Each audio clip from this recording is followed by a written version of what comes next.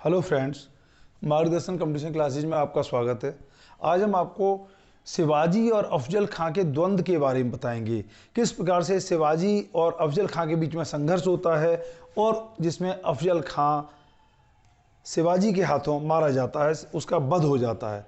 तो हम देखते हैं कि इसके लिए हमें इस पृष्ठभूमि को जानना अति आवश्यक है। हम देखते हैं कि शिवाजी अपने राइजिंग पीरियड में, जब शिवाजी राइज करते हैं, अपने शिवाजी का जो उत्थान का समय होता है, उस समय में क्या होता है, शिवाजी का सीधा टकराव सबसे पहले बीजापुर राज्य से ही होता है। हम देखते हैं शिवाजी ने अपनी किशोरावस्था में ही, कह सकते हैं कि 1646 में तोरण के दुर्ग को जीत लिया है।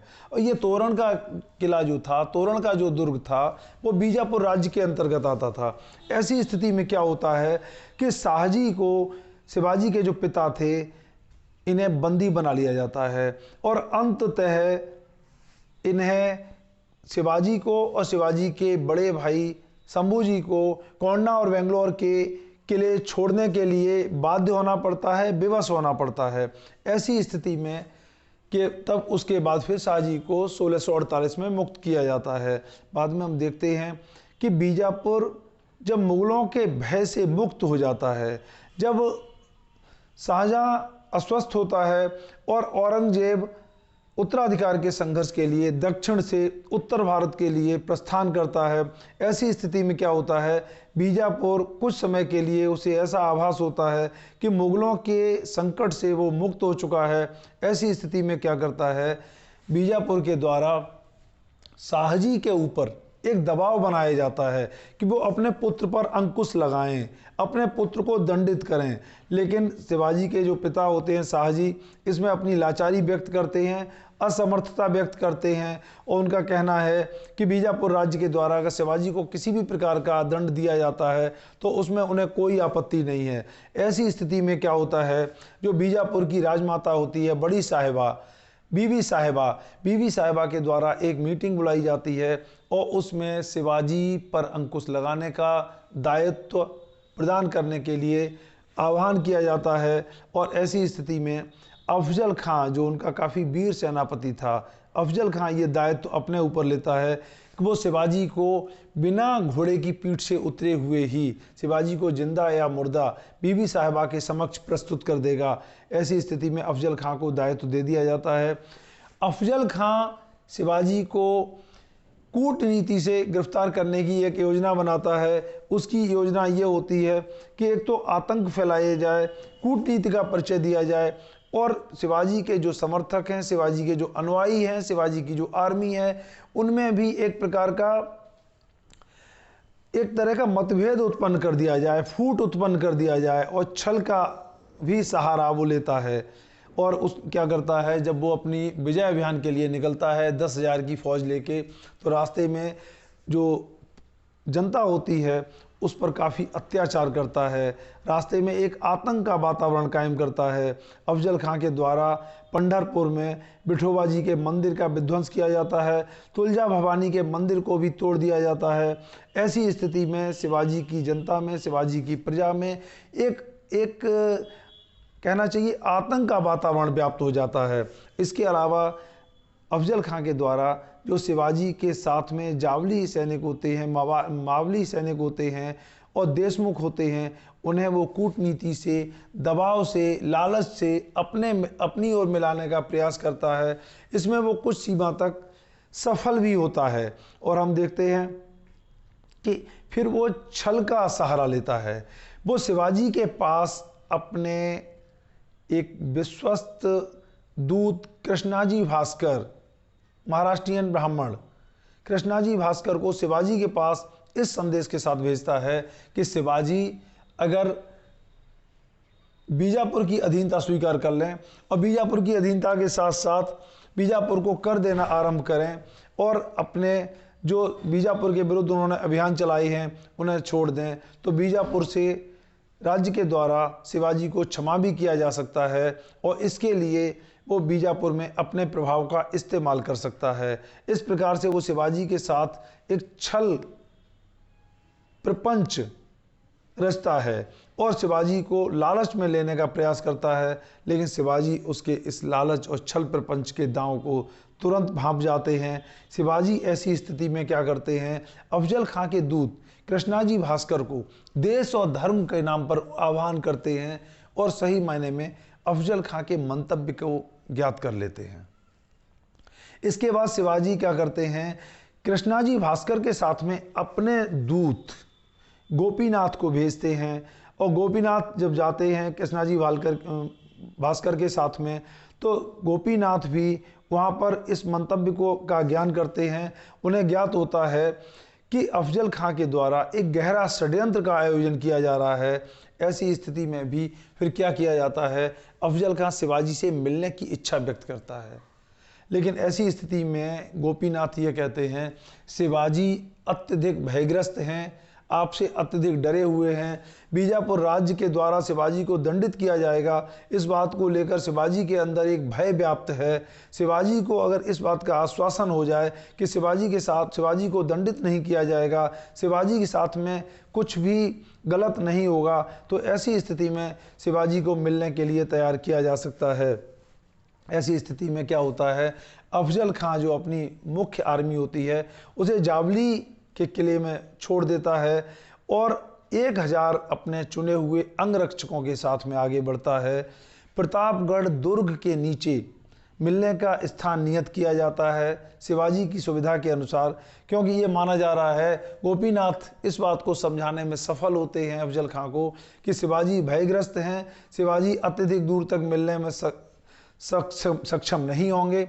ऐसी स्थिति में क्या होता है कि अफजल खां 1000 की आर्मी के साथ में आगे आता है, लेकिन गोपीनाथ ये कहते हैं कि शिवाजी केवल अपने 2 अंगरक्षकों के साथ आएंगे और आप भी अपने 2 अंगरक्षकों को लेकर शिवाजी से मिलें, अन्यथा अगर 1000 की फौज आपके साथ होगी तो शिवाजी भय के कारण आपसे मिलना अस्वीकार कर सकते हैं।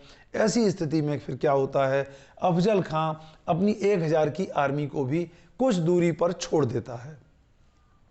शिवाजी अपने चुने हुए 2 अंगरक्षक शंभूजी कावजी और जीब महाला के साथ में आगे बढ़ते हैं और अफजल खां भी अपने चुने हुए 2 अंगरक्षकों के साथ में पालकी में बैठकर आता है और जो मंच बनाया जाता है, जो शिविर का बनाया जाता है, शिविर में ऊंचे चबूतरे पर अफजल खां विराजमान होता है, अफजल खां बैठा होता है और अफजल खां एक तलवार और एक कटार को कमर में बांधे हुए था, धारण किए हुए था।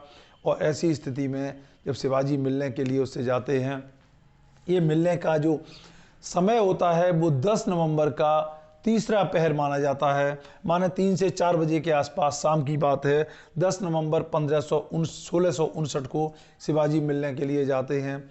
शिवाजी मिलने से पहले माँ भवानी की पूजा करते हैं, उसके बाद में माता जीजाबाई की चरण वंदना करते हैं, उनसे आशीर्वाद प्राप्त करते हैं और उसके बाद शिवाजी अफजल खां से मिलने के लिए निकलते हैं। शिवाजी के द्वारा क्या किया जाता है, अपने सैनिकों को शिवाजी के द्वारा मोरोपंत को जावली के निकट एक सेना के साथ में छिपा दिया जाता है और नेताजी पोलकर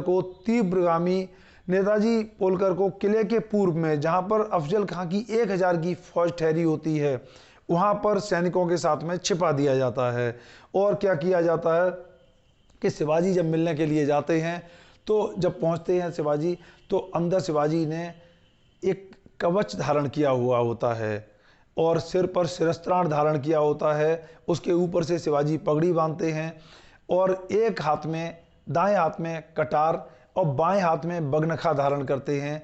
कटार बाहें के अंदर छुपा ली जाती है। उसके बाद शिवाजी एक ढीला ढाला कुर्ता पहनते हैं जो काफ़ी चौड़ा और लंबा होता है, जिसमें शिवाजी के हाथ ढक जाते हैं।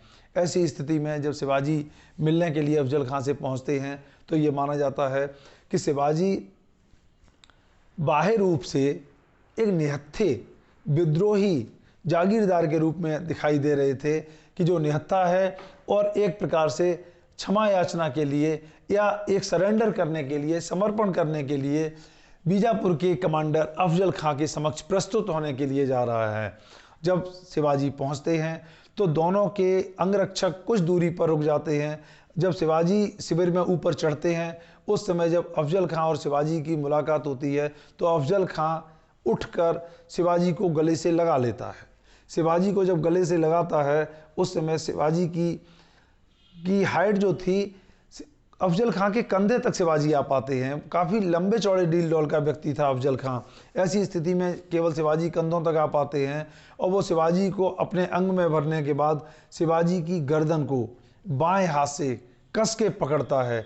ऐसी स्थिति में शिवाजी देखते हैं कि शिवाजी के साथ में ये धोखा होने जा रहा है। ऐसी स्थिति में शिवाजी अपने बगनखे का इस्तेमाल करते हैं और पेट में बगनखा घुसेड़कर अफजल खां की आंतों को निकाल देते हैं और दाएं हाथ में छुपी हुई कटार से अफजल खां पर वार करते हैं।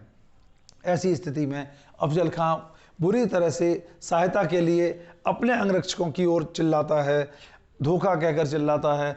ऐसी स्थिति में क्या होता है, जो अफजल खां का सैयद बांदा जो अंगरक्षक था वो शिवाजी की ओर दौड़ता है। शिवाजी अपने अंगरक्षकों की ओर दौड़ते हैं। शिवाजी जब अपने अंगरक्षकों की ओर दौड़ते हैं, उसी समय जो सैयद बांदा होता है अफजल खां का अंगरक्षक, वो शिवाजी के सिर पर तलवार से वार करता है। शिवाजी की जो पगड़ी है वो 2 भागों में हो जाती है, लेकिन शिवाजी चूंकि शिरस्त्राण धारण किए हुए थे इसलिए शिवाजी को नुकसान नहीं होता है। इसी तरह से अफजल खां ने भी शिवाजी पर कटार से वार किया था, लेकिन शिवाजी कवच को धारण किए हुए थे, इसलिए शिवाजी अपनी प्राण रक्षा कर पाते हैं। ऐसी स्थिति में क्या होता है, जब शिवाजी अपने अंगरक्षकों के पास दौड़ते हैं, शंभूजी कावजी और जीव महाला और शंभूजी कावजी के पास जब शिवाजी दौड़ते हैं तो शिवाजी फिर से अफजल खां पर वार करते हैं और उसके बाद शंभूजी कावजी द्वारा और जीव महाला के द्वारा सैयद बांदा को मार डाला जाता है। शंभूजी कावजी जो पालकी वाले होते हैं और अन्य अंगरक्षक होते हैं उनके पैरों को काट देते हैं। इस तरह से वो अफजल खां को ले जाने में सक्षम नहीं होते हैं और शंभूजी कावजी के द्वारा अफजल खां के सिर को काट लिया जाता है और शिवाजी के समक्ष प्रस्तुत कर दिया जाता है। ऐसी स्थिति में हम देखते हैं, जैसा निर्देश था, नेताजी पालकर को तीव्रगामी तीव्र तुरही की आवाज़ सुनाई पड़ती है और मोरोपंत को 5 तोपों की तीव्र ध्वनि प्रतापगढ़ के दुर्ग से सुनाई पड़ती है और यह संकेत था इस बात का कि वो छुपी हुई आर्मी लेकर अफजल खां की सेना पर टूट पड़े। तो इस तरह से ये दोनों अफजल खां की आर्मी पर टूट पड़ते हैं। मोरोपंत जो होते हैं वो जावली में उसकी अफजल खां की सेना पर टूट पड़ते हैं और जो ये नेताजी पालकर होते हैं 1000 की चुनी हुई आर्मी पर टूट पड़ते हैं और एक प्रकार से सारी आर्मी का, अफजल खां की समस्त आर्मी का विनाश कर दिया जाता है। अफजल खां के 4000 घोड़े, हाथी, ऊंट, इसके अलावा युद्ध सामग्री, अपार धन पर शिवाजी का नियंत्रण हो जाता है। शिवाजी को इस जीत से फिर क्या होता है, शिवाजी की प्रतिष्ठा अत्यधिक बढ़ जाती है और बीजापुर राज्य की प्रतिष्ठा दक्षिण में धूमिल हो जाती है। ऐसी स्थिति में शिवाजी क्या करते हैं, अपने सैनिकों को एक पारितोषिक प्रदान करते हैं, इनाम प्रदान करते हैं, उन्हें तमाम आभूषणों से उन्हें पुरस्कृत किया जाता है।